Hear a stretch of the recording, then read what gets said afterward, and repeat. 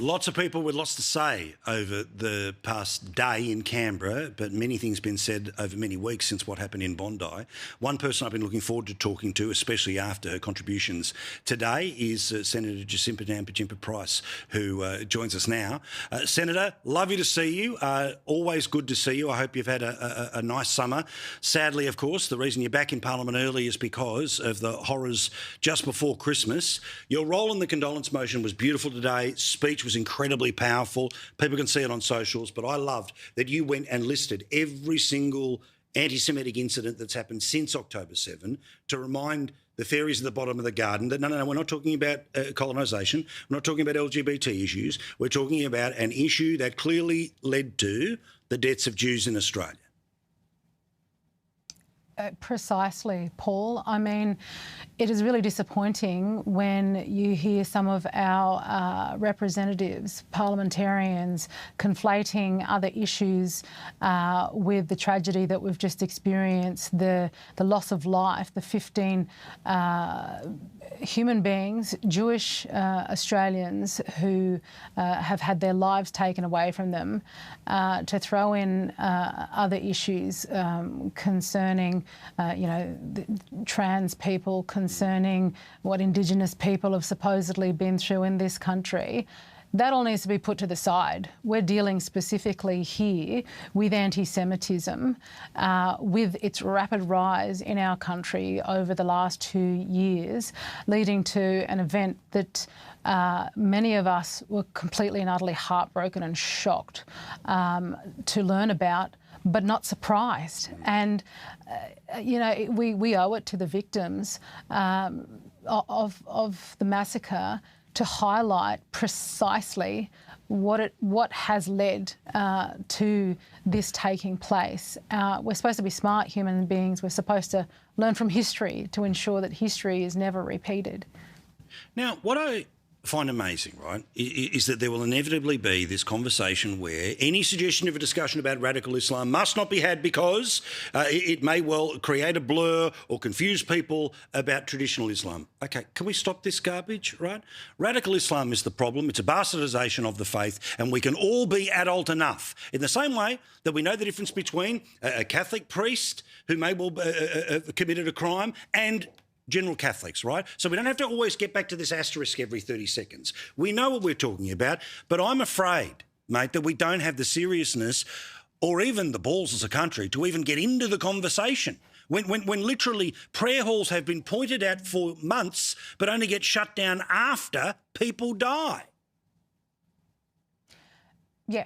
Exactly right. I mean, and I know that there are definitely members of the Muslim community who are, big enough, who have a head on their shoulders and who know that we need to have this conversation because we're supporting them as well against the extremists. If we can, in a democracy such as our own in 2026, have a clear, honest conversation about radical Islamism within our country. In order to save lives into the future, in order to protect our citizens, this conversation is necessary.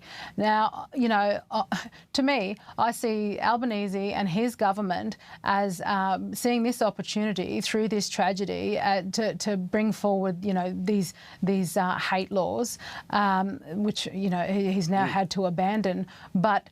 He's used this occasion to try to push forward censorship, and societies suffer if those societies are censored from having these sorts of debates, which are really important. And many of the Jewish community have said the way forward is not to diminish speech in this country, but to have more speech, to have better speech, to find solutions through this and have the hard conversations.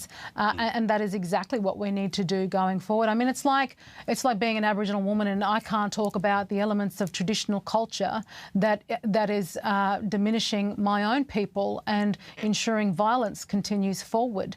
I mean, there are parallels between Islam and the way women are treated in traditional culture. So we need to acknowledge these things. And we need to talk about them as a grown-up society. Well, and can I say this too? To the establishment leadership, be part of this. Come out and don't just announce it at press release. Explain. Yeah, this is not. We join with you. Whatever we can do to have a look into the nooks and crannies, we gladly will, because we want this garbage out as well. So you mentioned there about this legislation, and again, what apparently is being negotiated behind the scenes.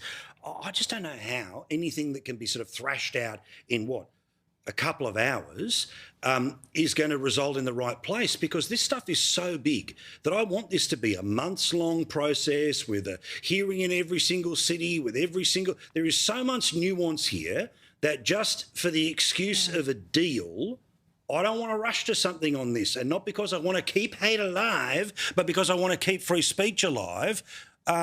I don't think you can do this in a quick deal overnight, and it looks like that might be what happens.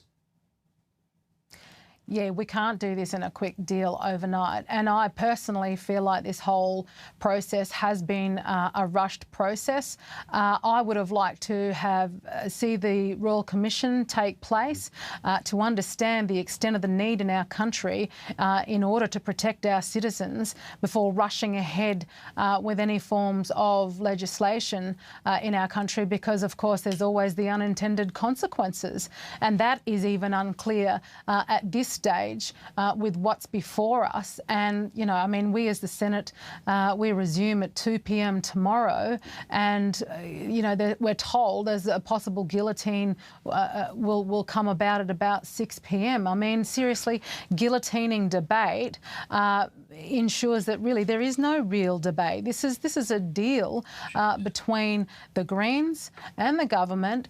They have the numbers to push through whatever they want to push through, and this is diminishing our freedoms in our country, in Australia. And to be honest, Paul, I'm looking at it, and, you know, we've obviously had our party room meeting this afternoon, but I'm still mulling over where I sit with it all.